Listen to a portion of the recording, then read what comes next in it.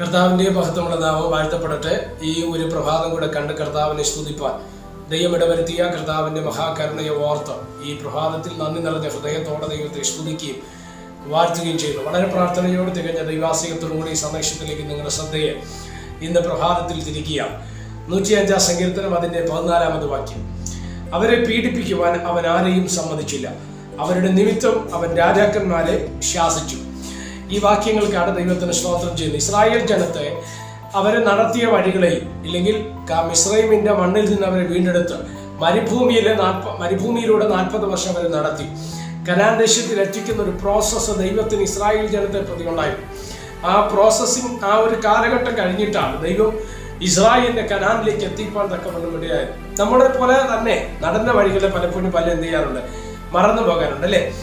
നമ്മളും അങ്ങനെയാണ്, നമ്മുടെ പലരും അങ്ങനെയാണ്. സ്വന്തം ഒരു കാര്യം ഒരു വാണിംഗ് ആയിട്ട്, ഒരു മുന്നറിയിപ്പായിട്ട് നമ്മൾ ശ്രദ്ധിക്കുക. ഒരിക്കലും നമ്മൾ നടന്നു വന്ന വഴികൾ ഒരിക്കലും മറക്കരുത്. ദൈവം നമ്മൾ നടത്തിയ വിധങ്ങൾ ഒരിക്കലും നമ്മൾ എന്ത് ചെയ്യരുത്, മറന്നു പോകരുത്. നമ്മുടെ ജീവിതത്തിൽ ശൂന്യത ഉണ്ടായിരുന്ന ഒരു കാലഘട്ടം ഉണ്ടായിരുന്നല്ലേ? ആഹാരമില്ലാതെ, വെള്ളമില്ലാതെ, വസ്ത്രമില്ലാതെ, വാഹനമില്ലാതെ, വീടില്ലാതെ, കൂട്ടുകാരില്ല, മറ്റാരുമില്ലാത്തൊരു കാലഘട്ടം നമ്മുടെ ജീവിതത്തിന്റെ പിറകിലുണ്ടായിരുന്നു. ഇന്ന് ഈ കഷ്ടതയും വേദനയും ദാരിദ്ര്യവും ശൂന്യതയും ഒക്കെ അനുഭവിച്ച് നടന്നൊരു കാലഘട്ടം ഉണ്ടായിരുന്നു. നടന്ന് പോയി സുവിശേഷ പ്രവർത്തനം ചെയ്തില്ലെങ്കിൽ സഭയിൽ പോയ ഒരു കാലഘട്ടം നമുക്കുണ്ടായിരുന്നു. പക്ഷെ ഇന്ന് അതെല്ലാം മാറിയിട്ടുണ്ട്.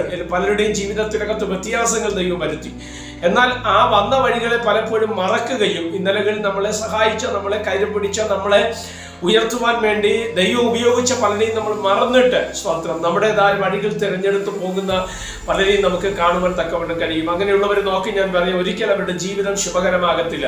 കാരണം ഒന്നാമത്തെ കാര്യം, അവർ ദൈവത്തെ മറക്കുന്നു എന്നുള്ളതാണ്. ദൈവത്തെ ഒരിക്കലും മറക്കരുത്. ദൈവം നടത്തിയ വഴികളെ നമ്മൾ മറക്കരുത്.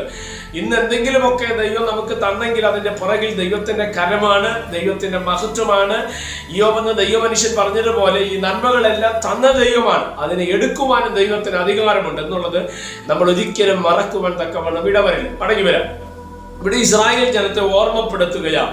അതിൽ ഒരു ഭാഗമാണ് നമ്മളിവിടെ വായിച്ചെന്തുവാ, അവരെ പീഡിപ്പിക്കുവാൻ സ്തോത്രം ദൈവം ആരെയും സമ്മതിച്ചില്ല. ഇസ്രായേൽ ജനത്തെ നിമിത്തം അവർ രാജാക്കന്മാരെ ശാസിക്കുവാൻ തക്കവണ്ണം ഇടവന്നു. എന്റെ അർത്ഥം എന്നതാ, ഇസ്രായേൽ ദൈവത്തിന്റെ ജനമായിരുന്നത് കൊണ്ട് അവരെ തകർക്കുവാൻ, അവരെ നശിപ്പിക്കുവാൻ ഒരു ജാതീയ ശക്തികളെ ദൈവം എന്ത് ചെയ്തില്ല, അനുവദിച്ചില്ല. അങ്ങനെയെങ്കിൽ ഇന്ന് പ്രഭാതത്തിൽ ഈ സന്ദേശം കേൾക്കുമ്പോൾ ഒരു കാര്യം നിങ്ങൾ ഉറപ്പോടെ മനസ്സിലാക്കുക, നമ്മൾ ദൈവത്തിന്റെ പൈതലാണെങ്കിൽ, നീ നീതിമാനാണെങ്കിൽ, ദൈവ മക്കളാണ് നീ എങ്കിൽ, നിന്നെ നശിപ്പിക്കുവാൻ, നിന്നെ തകർക്കുവാൻ മനുഷ്യനോ പിശാചോ ജാതീയ ശക്തികളോ കച്ചകെട്ടി പുറപ്പെട്ടാലും ഒരുപക്ഷെ നമ്മളെ എടുത്തു കളയുമെന്നോ തകർക്കുമെന്നോ ശൂന്യമാക്കുമെന്നോ ശുശ്രൂഷയിൽ നിന്നോ ആത്മീക മേഖലകളിൽ നിന്നോ സഭാതലത്തിനകത്ത് നിന്ന് വ്യക്തിപരമായ ജീവിതത്തിലോ തകർക്കുമെന്ന് വെല്ലുവിളിച്ച് ആര് നിന്റെ മുന്നേ വന്നാലും ഭാരപ്പെടരുത്. കാര്യം നമ്മുടെ കർത്താവ് നമുക്ക് നൽകിയ വാഗ്ദത്തമാണ്. ജാതികളെയോ മാനുഷിക ശക്തികളെയോ പൈശാചിക ശക്തികളെയോ നിന്നെ തകർക്കുവാൻ ദൈവം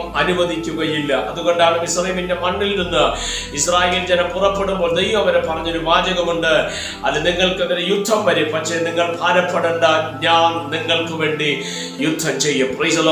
ഇസ്രായേൽ മരുഭൂമിയിലൂടെ യാത്ര ചെയ്തപ്പോൾ രാജാക്കന്മാർ, ജാതീയ ശക്തികൾ പലതും ഇസ്രായേൽ ജനത്തിനു വേണ്ടി യുദ്ധത്തിനായി പുറപ്പെട്ടപ്പോൾ ആരെയും ദൈവം അനുവദിച്ചില്ല. കാര്യം യഹോവ ഇറങ്ങി വന്ന് യുദ്ധം ചെയ്യുവാൻ തക്കവണ്ണം ഇടവന്നു. അവരെ എവിടെ എത്തിക്കാമെന്ന് പറഞ്ഞു, അവിടെ ദൈവം അവരെ എത്തിപ്പാൻ തക്കവണ്ണം ഇടവരികയാണ്. അതുകൊണ്ട് പ്രിയപ്പെട്ടവരെ, ദൈവമക്കളെ, നിന്റെ ദൈവം കൈവിടത്തില്ല, നിന്റെ ദൈവം ഉപേക്ഷിക്കത്തില്ല, ശത്രുവിന്റെ കാര്യത്തിന് നിന്റെ ദൈവം വിട്ടുകൊടുക്കത്തില്ല. അതുകൊണ്ട് പ്രാർത്ഥനയോട് ദൈവാശ്രയത്തോടും കൂടെ ദൈവകരങ്ങൾ ഏൽപ്പിക്കപ്പെടാം, പ്രാർത്ഥിക്കാം. പരിശുദ്ധനായ ദൈവമേ, സ്വർഗീയ നല്ല പിതാവേ, ഈ സന്ദേശത്തിനാണ് നന്ദിയോടെ കർത്താവിന് സ്തോത്രം ചെയ്യുന്നു. ഈ സന്ദേശം കേൾക്കുന്ന എല്ലാ പ്രിയപ്പെട്ടവരെ തൃക്കരങ്ങൾ തരികയാണ്. അനേകർക്ക് അനുഗ്രഹവും ആശ്വാസവും മാറുവാനിടയാക്കണം. ആയിരങ്ങളിലേക്ക്, 10,000ങ്ങളിലേക്ക് ഈ സന്ദേശം എത്തിച്ചേരുവാൻ ദൈവമേ കേൾക്കുന്നവരുടെ ജീവിതത്തിൽ വിടുതലായി തരണം. പിശാചിന്റെ മാനുഷിക ശക്തികളുടെ അടിമനുഖത്തിനകത്ത് കിടക്കുന്ന ചില പ്രിയപ്പെട്ടവരെ ഇന്ന് പ്രഭാതത്തിൽ ഈ മെസ്സേജ് അവർ കേൾക്കുമ്പോൾ അവരുടെ ജീവിതത്തിനകത്ത് വിടുതൽ വെളിപ്പെടുത്തേണ്ടതിനായി പ്രാർത്ഥിക്കുന്നു.